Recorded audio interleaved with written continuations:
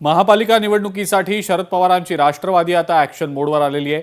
शरद पवारांच्या राष्ट्रवादीनं आता प्रभारींची नेमणूक केलेली आहे। खासदार सुप्रिया सुळे यांच्यावर पुण्याची जबाबदारी सोपवण्यात आलेली आहे, तर रोहित पवार, अमोल कोल्हे यांच्यावर पिंपरी चिंचवडची जबाबदारी दिली गेलेली आहे।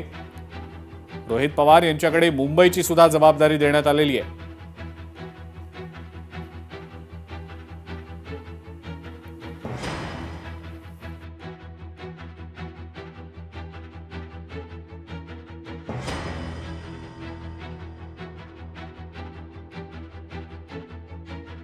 पालिका निवडणुकीसाठी शरद पवारांची राष्ट्रवादी आता ॲक्शन मोडवर आल्याचं पाहायला मिळतंय।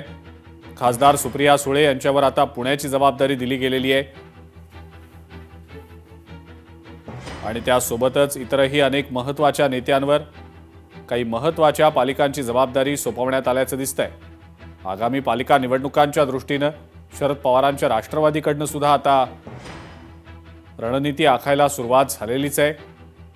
एकीकडे पुणे आणि पिंपरी चिंचवड या दोन पालिकांसाठी दोन्ही राष्ट्रवादी एकत्र येण्याच्या चर्चा सातत्यानं सुरू आहेत, तर ज्या उरलेल्या इतर 27 महापालिका आहेत त्या महापालिकांमध्ये समविचारी पक्षांसोबत जाण्याची भूमिका राष्ट्रवादी शरदचंद्र पवार पक्षानं याआधीच बोलून देखील दाखवलेली आहे। भूषण शिंदे आपले प्रतिनिधी या संदर्भातली अधिक माहिती आपल्याला देत आहेत। भूषण, शरद पवारांच्या राष्ट्रवादीकडनं आता विविध प्रभारींची नेमणूक करण्यात आलेली आहे आगामी पालिका निवडणुकांच्या अनुषंगानं, ते सुद्धा आता कुठेतरी ॲक्शन मोडवर आल्याचं दिसतंय। भूषण, या सगळ्याबद्दलची काय नेमकी माहिती आहे? नक्कीच अजिंक्य, एकंदर शरद पवार यांची राष्ट्रवादी काँग्रेस पक्ष जो आहे तो सध्या आपल्याला ऍक्शन मोडमध्ये आलेला पाहायला मिळत आहे। एकंदर आगामी पालिका निवडणूक आणि खास करून पुणे, पिंपरी चिंचवड आणि मुंबई यासाठी सध्या शरद पवार यांचा जो पक्ष आहे राष्ट्रवादी काँग्रेस पक्ष सध्या आपल्याला ऍक्शन मोडमध्ये आलेला पाहायला मिळत आहे।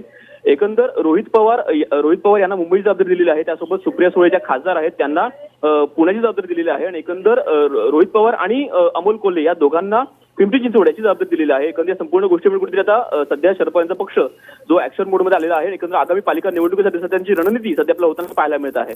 अजिंक्य, ठीक आहे भूषण, धन्यवाद माहिती दिली त्याबद्दल।